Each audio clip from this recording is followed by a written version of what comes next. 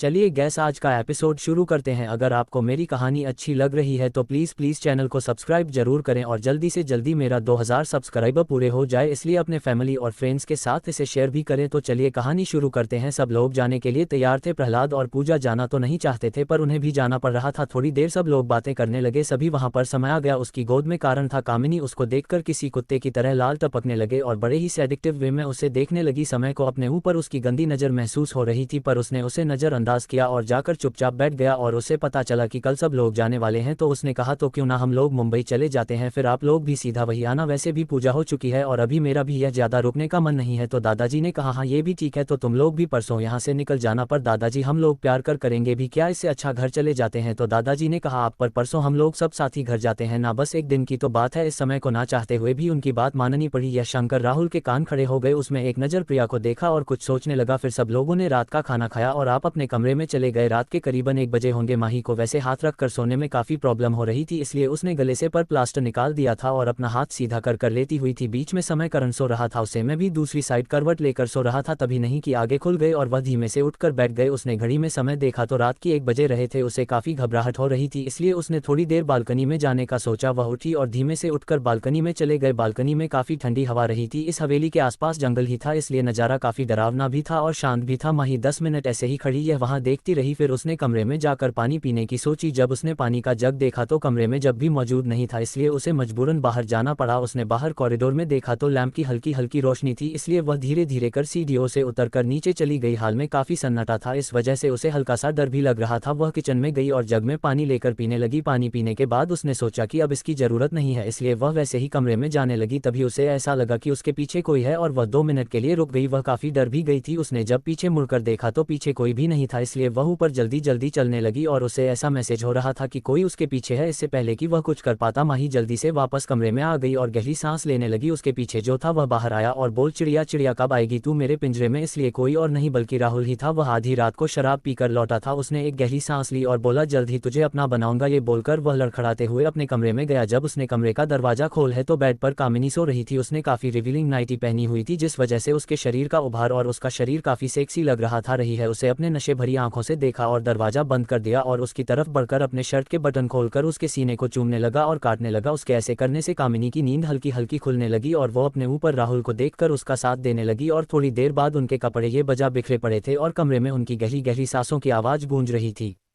अगली सुबह सब लोग जाने की तैयारी कर रहे थे और माही अपने कमरे में बैठी हुई थी। उसे कपड़े बदलने थे पर उसके हाथ के कारण उसे काफ़ी दिक्कत हो रही थी। समय में ये सब नोटिस किया पर कुछ कहा नहीं। फिर थोड़ी देर बाद करण की नैनी आए और उसे वहां से ले गई। समय में माही से कहा बैठो मैं तुम्हारी ड्रेसिंग कर देता हूँ। माही उसे चौंक कर देखने लगी तो समय ने कहा ऐसे मत देखो बैठो। माही भी चुपचाप बैठे। समय में कैंची ली और उसके सूट की एक स्लीव को हल्का कट कर दिया और माही की बाजू पर जिस पर पट्टी बंधी थी उसे पट्टी को धीरे धीरे खोलने लगा। उसका सारा ध्यान इस वक्त माही की चोट पर था। माही एकटक उसे देख रही थी। उसने धीमे से पट्टी हटाई और उसे जख्मों पर हल्के हाथों से ट्यूब और दवाई लगाकर फिर से हल्की ड्रेसिंग कर दी और बोला अब तुम सिर्फ स्पंज बात लेना क्योंकि पट्टी को गीली नहीं कर सकती। तो माही ने भी हाँ कहा और अंदर चली गई और अब उसे समझ नहीं आ रहा था कि वह एक हाथ से कैसे सब कुछ करे। तभी किसी ने बाथरूम का दरवाजा नॉक किया। माही ने हल्का सा दरवाजा खोला तो बाहर करण की नैनी खड़ी हुई थी। उसने कहा मैं सर ने मुझे आपकी हेल्प करने के लिए भेजा है, क्या मैं अंदर आ जाऊं। तो माही ने भी कुछ सोचकर उसे अंदर आने दिया। फिर उसने नैनी की मदद से स्पंज बात ले लिया और हल्का चोली और लहंगा पहन लिया।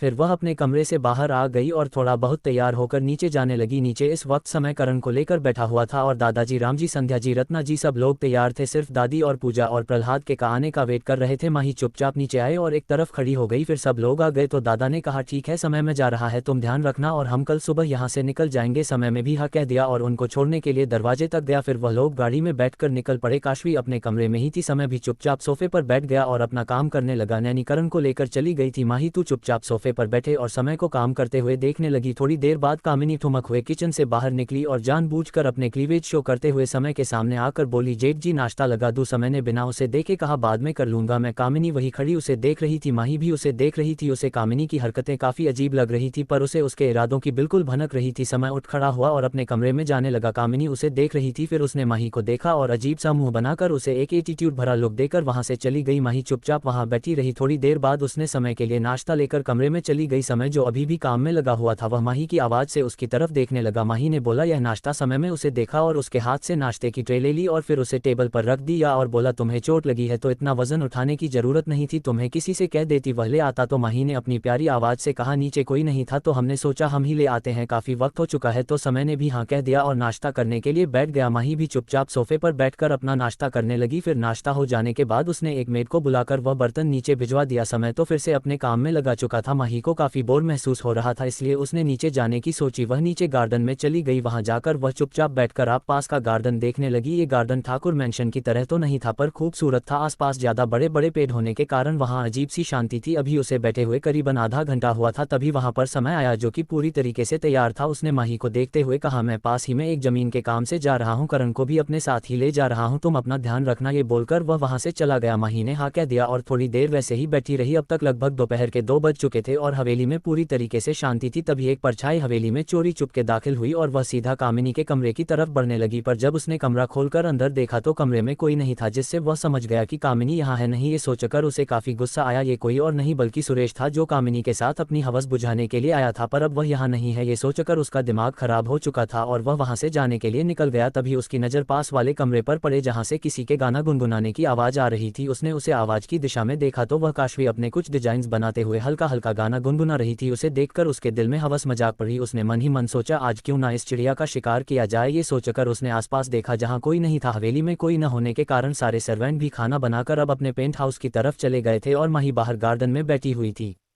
सुरेश दरवाजे से पास ही छुपकर काशवी को देख रहा था जो अपने काम में खोई हुई थी। उसे बिल्कुल अंदाजा नहीं था कि कोई उसे अपनी गंदी नज़रों से देख रहा है। वह लैपटॉप में कुछ डिजाइन्स बना रही थी और वह चार्जर लेने के लिए उठ खड़ी हुई। उसने इस वक्त एक पेंट और टॉप पहन रखा था जिसमें से उसके गोरी बाजू में साफ दिख रही थी और उसका अट्रैक्टिव फिगर भी साफ नजर आ रहा था। वह एक अच्छी खासी शरीर की लड़की थी, दिखाने में वह भी कम सुंदर नहीं थी। सुरेश ने धीरे से जाकर पीछे से उसका मुंह दबा दिया जिससे काशवी झटपटाने लगी और खुद को छुड़ाने की कोशिश करने लगी, पर सुरेश की पकड़ काफी मजबूत थी। उसने उसे बेड पर पटका तो काशवी के मुंह से एक आह निकल गई और वह सामने देखकर बोली पागल इंसान कौन हो तुम और यहाँ क्या कर रहे हो, मेरे कमरे में निकल यहाँ से। यह बोलकर वह उठने को हुई तो सुरेश ने उसे फिर से धक्का दे दिया और बोल जितना फड़फड़ाएगी उतना तुझे दर्द होगा चिड़िया, तो चुपचाप से मेरे साथ कॉपरेट कर, तुझे भी काफी मजा आएगा देखना। ये बोलकर वह गांधी तरीके से काशवी को ऊपर से नीचे तक देखने लगा। काशवी भी जो थोड़ी हिम्मत वाली थी पर उसकी ऐसी अजीब सी बातें सुनकर उसके दिल में हल्की सी घबराहट होने लगी। वह बोली यह कैसी घटिया बातें कर रहे हो तुम, मैं कहाँ निकले मेरे कमरे से वरना मैं अभी चिल्लाकर शोर मचा दूंगी। यह सुनकर सुरेश हंसने लगा और हंसते हुए बोला चिल्ला, पूरे हवेली में इस वक्त कोई नहीं है सिर्फ तुम। ये बोलकर उसके चेहरे पर एक डेविल मुस्कान आ गई। काशवी दूसरी ओर से उठने को हुई तो उसने उसके पैर को पकड़कर खींच लिया और उसके ऊपर आ गया और उसे चुमने की कोशिश करने लगा। काशवी काफी छटपटा रही थी और चिल्ला रही थी छोड़ो छोड़ो हमें। उसने उसे जोर से धक्का दिया और वह खुद को संभाल नहीं पाया और बेड की दूसरी साइड गिर गया। काशवी उठकर जाने को हुई, उसने उसके बालों को पकड़कर पीछे से खींच लिया और उसके गालों पर 2 चमाट लगा दिए जिस वजह से काशवी के होठों से हल्का खून निकलने लगा और वह अपनी आंसू भरी आंखों से उसे देखने लगी। सुरेश अब काफी गुस्से में आ चुका था। उसने अपने दांत पीसते हुए कहा साली तुझे एक बार में कह रहा हूँ समझ नहीं आ रही, ज्यादा चूल करेगी ना तो तुझे ही काफी दर्द होगी और अब अगर तुम यहाँ से भागने की कोशिश की तो मुझसे बुरा कोई नहीं होगा। ये बोलकर वह अपने शर्ट के बटन खोलने लगा और काशवी की तरफ बढ़ने लगा। काशवी चिल्लाई जा रही थी पर महल में कोई न होने की वजह से उसकी आवाज किसी तक नहीं पहुंच रही थी। वह उसके गले को बुरी तरीके से काटने लगा। काशवी उसे खुद से दूर करने की कोशिश कर रही थी पर उसने उसके दोनों हाथों को कसकर पकड़ रखा था। काशवी की भी अब हिम्मत जवाब दे रही थी और वह जोर जोर से चिख रही थी। तभी किसी ने सुरेश की पीठ पर एक जोरदार गमला दे मारा तो गमला टूट गया। एक पल को सुरेश के सर में काफी दर्द हुआ और उसकी पकड़ काशवी पर से थोड़ी सी ढीली हो गई, जिसका फायदा उठाते हुए काशवी ने उसे दूसरी तरफ धकेल दिया और सामने देखने लगी जहां माही ने उसे वह गमला मारा था। उसने दीदी उठो जल्दी जल्दी चलो यहाँ से। काशवी भी अपने होश में आते हुए हाँ कहा और कमरे से बाहर निकलने को हुई। तभी सुरेश ने कर उसे का हाथ पकड़ा और उसे खींचकर उसे अपने तरफ कर लिया और काशवी भी खुद को संभाल नहीं पाई और फिर से बिस्तर पर आ गिरी। अब सुरेश अपनी जानलेवा नजरों से माही को घूर रहा था। जब इस पर से माही एक पल को हड़बड़ा गई और बोली कौन है आप और आपकी हिम्मत कैसे हुई उनको छूने की। उसकी बातें सुनकर सुरेश और भी गंदी हंसी हंसने लगा। वह बोला वह क्या किस्मत है मेरी, ये तो एक से बढ़कर एक माल है, कोई नहीं पहले इसके साथ फिर तेरी बारी। यह बोलकर उसने माही को भी अपनी तरफ खींचा। माही जो ये जानती थी उसने गमले का एक टूटा हुआ कांच अपने दूसरे हाथ में पकड़ रखा था। उसका एक हाथ फ्रैक्चर होने के कारण उसे ज्यादा हिला नहीं पा रही थी पर उसने उसे सीधा कर रखा था, अपने गले में से प्लास्टर निकाल दिया था और जैसे ही सुरेश उसको छूने के लिए आगे बढ़ाने को हुआ उसने उस टुकड़े को गले पर रखा और बोली दूर रहो वरना मार देंगे और फिर वह सुरेश को अपनी ताकत से रोककर कर रखी और चिल्लाई, दीदी अब निकलो बाहर और किसी को मदद के लिए बुलाए। सुरेश जैसे ही माही को पकड़ने के लिए आगे आता, माही उसे वह कांच के टुकड़े से डराया और जब उसने ज्यादा आगे आने की कोशिश की तो माही ने उसे नुकीले से वार कर दिया, जिस वजह से उसके बाजू से हल्का खून रिसने लगा, जिस वजह से वह अब आगे जाने की हिम्मत नहीं कर रहा था। उसे लगा नहीं था कि वो उस पर वार कर देगी। माही का भी वैसा कोई इरादा नहीं था, पर उसे डराने के लिए करना पड़ा। काशवी भी तुरंत उठी और बाहर जाने को हुई और बोली, चलो तुम भी। तो माही ने कहा, दीदी आप चाहिए पहले हम आते हैं। ये बोलकर वह काशवी को जाने का कहने लगी। काशवी ने भी एक नज़र उसे देखा और कमरे से बाहर जाने लगी। माही भी उसे वैसे ही रोक रखे धीरे धीरे बाहर बढ़ रही थी, पर अनफॉर्चुनेटली उसका पैर अपने ही लहंगे में फंस गया और वह गिर पड़ी। इसी बात का फायदा उठाते हुए सुरेश जल्दी उसके करीब आया और उसे कसकर पकड़ लिया। साली कामिनी, यह बोलकर उसने उसके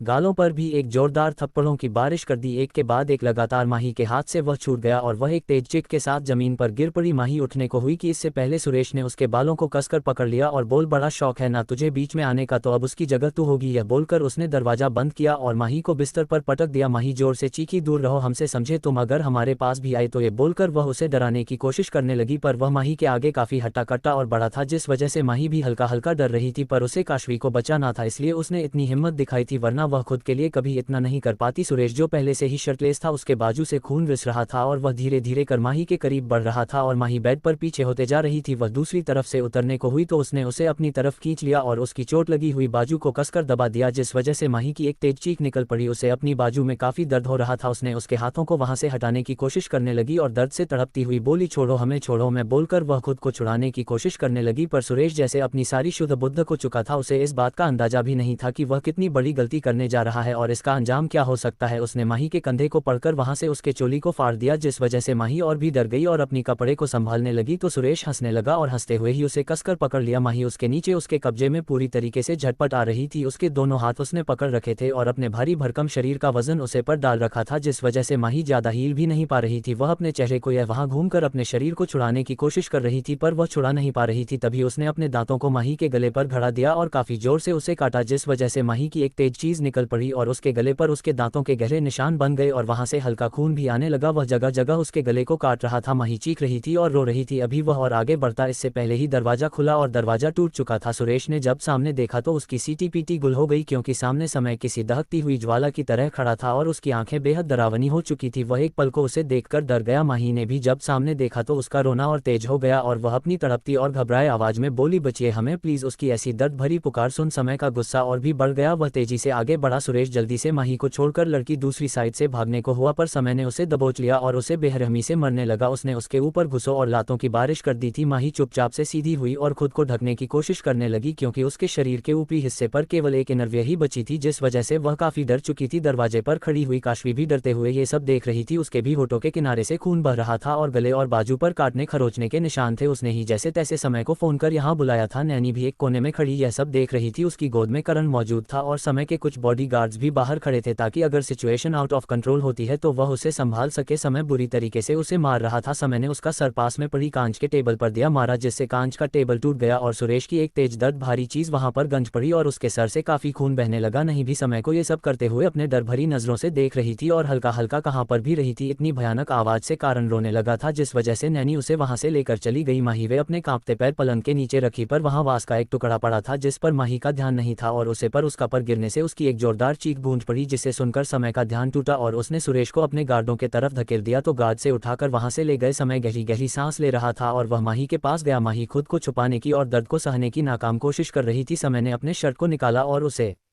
उसके ऊपरी हिस्से पर डाल दिया। माही ने भी उसके शर्ट को कसकर पकड़ लिया और आंसू भरी आंखों से अपने पैर को देखने लगी, जहां पर से काफी खून बह रहा था। समय ने उसके पैर को पकड़ा और धीमे से उस टुकड़े को खींचकर निकाल दिया। इस माही के मुंह से एक दर्द भरी आह निकल गई।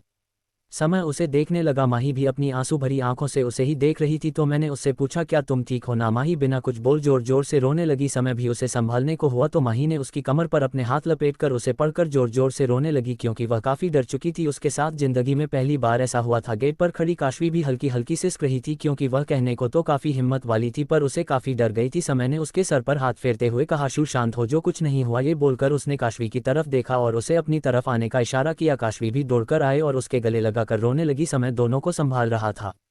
और उतना ही गुस्सा उससे सुरेश पर आ रहा था। उसने दोनों को शांत किया और बोला काशवी शांत हो जा, वो बच्चा कुछ नहीं हुआ भाई, आ गया है ना। काशवी हल्का रोते हुए बोली भाई वह बहुत बुरा था। उसने यही बोलकर उसके सांस अटकने लगे तो समय ने उसे फिर से गले लगाते हुए कहा सुशु शांत हो जाओ, कुछ मत बोलो, अभी जाकर फ्रेश हो जाओ और आराम करो, मैं इसे कमरे में छोड़कर आता हूँ। ये बोलकर उसने माही को अपनी गोद में उठा लिया और अपने कमरे में चला गया। काशवी ने भी खुद को संभाला और कपड़े लेकर बाथरूम में चली गई। माही समय की गोद में किसी बच्चे की तरह उसे चिपकी हुई थी। समय ने उसे संभाला और बेड पर बैठ गया। माही अब भी उसे चिपकी हुई थी। समय ने उसकी पीठ पर हल्के से हाथ फेरते हुए कहा अब सब ठीक है, पर उसे जब कोई हलचल महसूस नहीं हुई तो उसने माही के चेहरे को अपने सीने से निकाल कर देखा तो वह बेहोश हो चुकी थी। तो मैंने उसे बेड पर लेटाया और उसकी नब्ज चेक की तो उसे पता चला कि वह बेहोश हो चुकी है। उसने उसे के चेहरे पर पानी के चीते मारे और उसे होश में लाने की कोशिश करने लगा। 2-4 बार ऐसा करने के बाद माही होश में आ गई तो समय ने उसे ठीक से पकड़कर बैठाया और पानी पिलाया। माही ने भी पानी पी लिया और गहरी सांस ली और चुपचाप अपना सर झुका कर बैठी रही। समय ने कहा क्या तुम ठीक हो, पर माही ने कुछ जवाब नहीं दिया। समय ने कहा अच्छा तुम जाकर पहले कपड़े बदल लो, फिर मैं तुम्हारी ड्रेसिंग कर देता हूँ। ये सुनकर माही को फिर से वह सब कुछ याद आने लगा और वह थोड़ा सा डर गई क्योंकि सुरेश की हरकतें काफी हैवानियत भरी थी और माही के साथ जिंदगी में ऐसा कभी नहीं हुआ, जिस वजह से उसे कुछ ज्यादा ही डर लग रहा था। ऊपर से काशवी की तरह ज्यादा स्ट्रांग भी नहीं थी और थी भी तो वो 17 साल की। समय ने उसे संभाला और शॉवर के नीचे खड़ा कर दिया जहां समय की करीबी उससे सुकून दे रही थी, वहीं माही की करीबी से समय को काफी अलग एहसास हो रहे थे। पर उसने खुद पर काबू किया और उससे ठीक से साफ करने के बाद बोला तुम बैठो, मैं किसी को भेजता ही तुम्हारी मदद के लिए। पर माही ने उसे जाने नहीं दिया और बोली वो फिर से आया तो आप मत जाओ। समय ने उससे कहा नहीं आएगा वो, पर माही उसे नहीं जाने दे रही थी। समय जो कि खुद भी भीग चुका था उसने कहा अच्छा नहीं जा रहा और पास में पड़ा बाथरोब उठाया और माही की बदन से वो शर्ट और ब्रा निकल दी। उसने उससे देखा नहीं था और माही भी उसे ऐसा करने दे रही थी। फिर उसने धीमे से उसके लहंगे की डोरी खोल दी और वो खुल गया। उसने बाथरू की भी नोट सही से बांध दी। माही जो उसके सीने में सर छुपाए खड़ी थी उसने उससे कहा तुम उधर मुंह कर खड़ी हो जाओ और फिर खुद के भी कपड़े निकल दिए और कमर पर टॉवल कमर पर लपेट लिया और उससे लेकर कमरे में आ गया।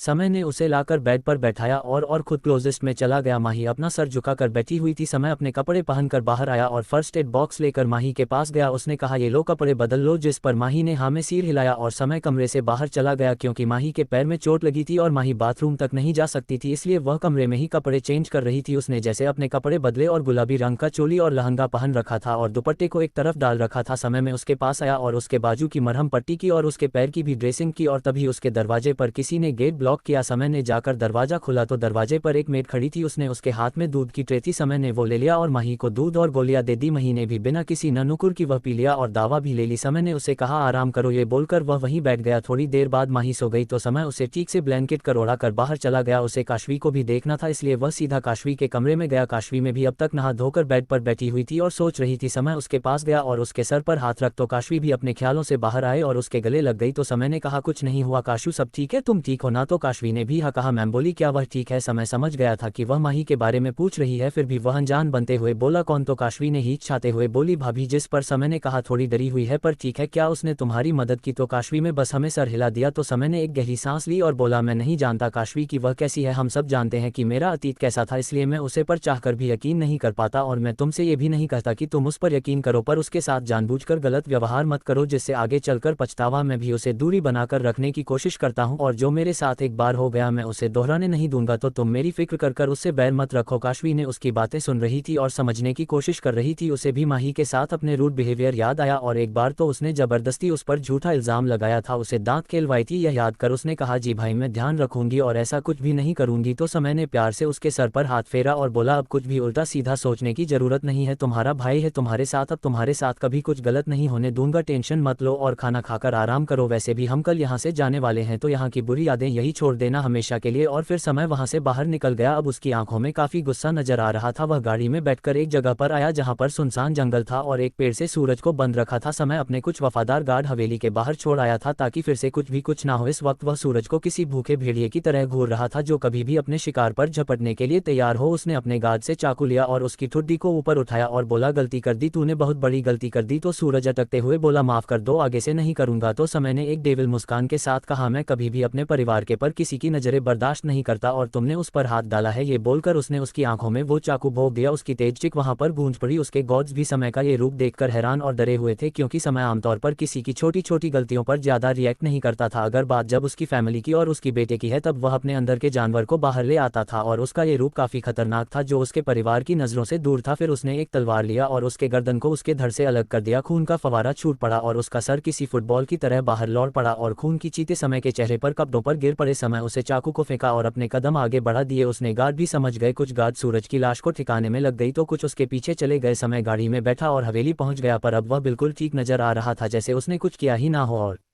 वह नॉर्मल होकर घर में घुस आया। उसके कपड़े भी बदले हुए थे और वह सीधा करण के पास गई, क्योंकि इन सब हंगामे में शाम हो चुकी थी और करण को उसने बिल्कुल समय नहीं दिया था, इसलिए वह उसे लेकर हाल में ही बैठ गया। तभी बाहर से कामिनी धमकाते हुए, उसने काफी रिवीलिंग साड़ी पहन रखी थी और वह काफी खुश लग रही थी और मटकती हुई अंदर आ रही थी। जब उसने सामने समय को देखा तो उसने अपनी ब्लाउज को और नीचे किया और उसके सामने आकर अजीब ढंग से बैठ गई, पर समय ने उसे ऐसे नजरअंदाज किया है जैसे वहां पर कोई हो ही ना। कामिनी को ये देखकर अच्छी खासी खींच हो रही थी, पर वह इस बात से अनजान थी कि उसके आशिक के साथ क्या हो चुका है। जिस दिन उसे पता चलेगा तब उसका मुंह देखने लायक होगा। अभी कुछ वक्त हुआ था कि तभी राहुल अंदर आता हुआ नजर आया। वह भी काफी खुश नजर आ रहा था, पर दोनों की भी खुश होने की अलग अलग वजह थी, और वह क्या थी ये तो आगे जाकर पता चलेगा। समय को देखकर राहुल को काफी गुस्सा आया, क्योंकि उसे समय बिल्कुल पसंद नहीं था, और वह भी एक बनावटी मुस्कान के साथ बोला, गुड इवनिंग भाई। समय ने भी बस इवनिंग कह दिया, क्योंकि उसे राहुल भी कुछ खास पसंद नहीं था। वह उसकी हरकतों से वाकिफ था, इसलिए वह इन सब से वाजिब दूरी बनाए रखता था। और सब लोग रात का खाना खाकर आप अपने कमरे में थे। अगली सुबह एक नया सवेरा ले आए। माही का ये भोलापन और उसके साथ की कहीं ना कहीं समय के दिल में जगह बना रही थी और धीरे धीरे कर अतीत की कर यादों से बाहर ला रही थी, पर अब भी वह उसे पर पूरी तरीके से यकीन नहीं करता था, इसलिए उससे दूरी ही बनाए रखता था, पर उसे पर थोड़ा थोड़ा यकीन करने लगा था। समय और निकल पड़े। बाकी सब लोग भी निकल पड़े थे और उनका सामान भी ले लिया गया था। दोपहर के बाद वह लोग ठाकुर विला पहुंच गए और सब लोग अपने अपने कमरे में खाना खाकर चले गए। ऐसे ही 3-4 दिन नॉर्मली बीत गए। माही और काशवी नॉर्मल हो चुकी थी और इस बात की किसी को भनक भी नहीं पड़ी थी, और माही का हाथ भी धीरे धीरे ठीक हो गया था। और जब उसके पैर की चोट के बारे में पूछा गया तो उन्होंने बहाना बना दिया कि वह गिर गई थी, जिस पर माही को थोड़ी सी डांट पड़ी, पर उसने कुछ नहीं कहा। रागिनी, निशा, त्रिशा ये लोग माही को नीचे दिखाने का एक मौका नहीं छोड़ देते और माही कुछ नहीं कहती थी। सुबह का वक्त था। माही नहा धोकर तैयार हो चुकी थी और करण के साथ बैठकर खेल रही थी और उसकी नज़र टेबल पर जा रही थी। समय ने 1-2 बार उसे ऐसा करते देखा जो उसकी नज़रों का पीछा किया तो उसके चेहरे पर उनका गुस्सा नजर आने लगा, क्योंकि टेबल पर नोटों का बंडल रखा हुआ था और माही की नज़र टेबल पर ही थी। समय को ये सोचकर काफ़ी गुस्सा आया कि यह लड़की भी पैसों की लालची है, इसलिए अगले ही पर उसके मन में माही के प्रति अलग धारणा बन गई। उसने माही से जानबूझकर कहा, मेरे लिए पानी लेकर आओगी? माही सुनकर होश में आए और बोली, जी अभी ले आती। यह बोलकर पानी देने चली गई और समय तैयार होने लगा। अब उनके बीच नॉर्मल बात हो जाती थी। समय ने उनके बीच एक दीवार खींच रखी थी जो वह पर नहीं करना चाहता था। थोड़ी देर बाद माही पानी लेकर आए और अभी उसकी नज़र टेबल पर ही थी। ये देखकर समय में पानी का गिलास लिया तो माही वही खड़ी रही देखने लगी। ये देखकर समय ने कहा, तुम्हें चाहिए? वह ये बोलकर उसने टेबल की तरफ आंखों से इशारा किया। ये सुनकर नहीं के चेहरे पर चमक आ गई और उसकी चेहरे की यह चमक देखकर समय के चेहरे पर अजीब सी मुस्कान आ गई। उसने कहा, ले लो। तो माही ने हल्का चाहते हुए कहा, सच्ची ले लूं? उसके चेहरे की यह चमक देखकर समय की दिल में उसके प्रतिहीन भावना उत्पन्न हो रही थी और उसने कहा, ले लो। तो महीने की वह ट्रे नीचे रखी और टेबल की तरफ बढ़ गई और अपना हाथ जैसे ही आगे बढ़ाया और उसने जो उठाया ये देखकर समय हैरान रह गया। उसके चेहरे को देखने लगा। माही उसे चीज को अलग अलग कर देख रही थी और खुश हो रही थी। समय नहीं हिचकी जाते हुए पूछा, तुम्हें ये चाहिए था? तो माही ने ना समझ से उसे देखा, जैसे पूछ रही हूँ तो आपको क्या लगा? समय ने उसके इस भाव को अंदाज किया और उसके हाथ में बड़ी चीज को देखने लगा और बोला, ये किसका है? तो माही ने कहा, ये कल से यहाँ पड़ा हुआ था। वह एक गिफ्ट था जिस पर एक लड़का लड़की को अपने बाहों में लिया हुआ था और एक कांच की गोल आकार की वह आकृति थी जिसे घुमाते ही उसमें लाइट जलती थी और एक म्यूजिक प्ले होने लगता था। माही को वह कल से ही पसंद आया था, पर उसकी मानने की हिम्मत नहीं हो रही थी, क्योंकि उस समय ने साफ साफ कहा था कि उसकी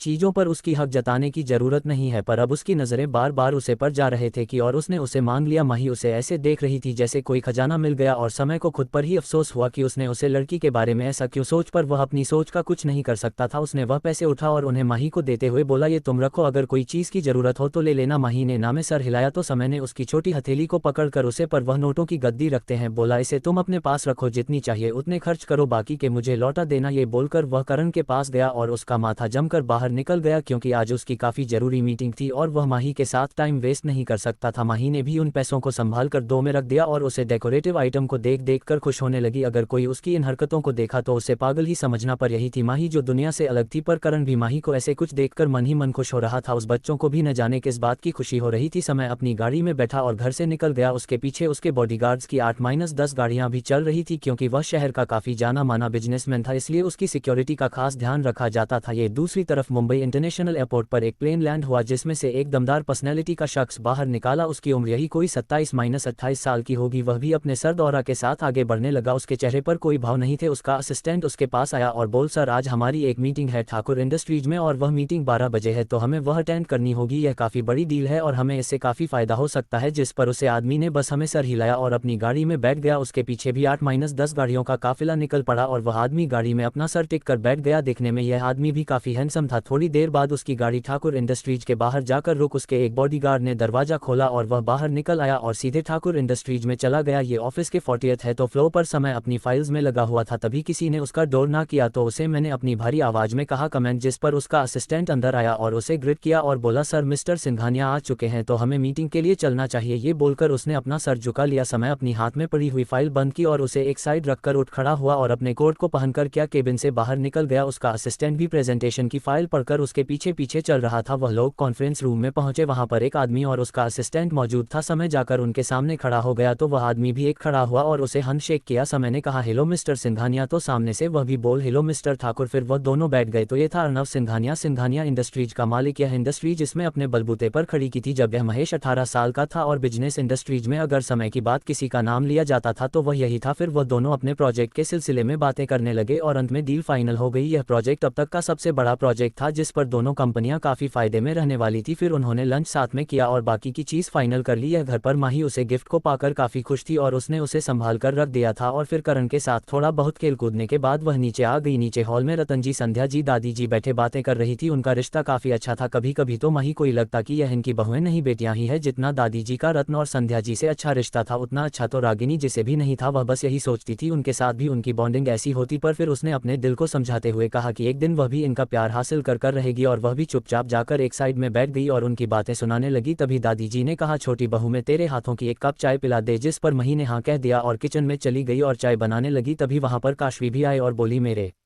लिए भी एक कप कॉफी बना दीजिएगा। माही ने एक नज़र उसे देखा और हमें सिर हिला दिया। उसे दिन के बाद से दोनों की कभी कोई बात नहीं हुई थी। माही अपने चाय बनाने में लगी हुई थी। तभी उसे एहसास हुआ कि काशवी अभी भी उधर ही खड़ी है। उसने एक नज़र उठाकर काशवी को देखा जो उसे ही देख रही थी और अपने हाथों की उंगलियां उलझा रही थी। तो मही ने मासूमियत से कहा और कुछ चाहिए दीदी जी? पर काशवी ने उसे देखा और बोली वह मुझे आपसे थैंक यू कहना था। जिस पर माही उसे ना समझ से देखने लगी। तो काशवी ने कहा वह अपने उस दिन अगर मुझे आदमी से नहीं बचाया होता तो पता नहीं आज मैं। ये बोलकर वह चुप हो गई। तो मही ने मासूमियत से कहा कोई बात नहीं दीदी। यह बोलकर वह हल्का सा मुस्कुरा दी। तो काशवी भी हल्का सा उसकी तरफ आए और अपना हाथ आगे बढ़कर बोली मुझसे दोस्ती करोगी? उसका बड़ा हुआ हाथ देखकर माही उसे देखने लगी। तो कभी उसके हाथ को काशवी ने भी बड़ी उम्मीद से देख रहे थे। मही ने भी मुस्कुराकर उसका हाथ पकड़ लिया और चाहती हूँ जरूर, वह तो यही चाहती थी और पहले दिन उसने कोशिश भी की थी। पर बदले में जो उसे काशवी का बिहेवियर मिला था वह तो आप सब जानते ही है। फिर काशवी में उसे अपनी गलतियों के लिए माफी भी मांगी, जिस पर माही ने उसे अपने दिल में थोड़ा सा भी मलाल ना रखते हुए खुले दिल से माफ कर दिया। और फिर वह दोनों हल्की से मुस्कुरा कर बातें करने लगी। फिर माही चाय लेकर बाहर आ गई।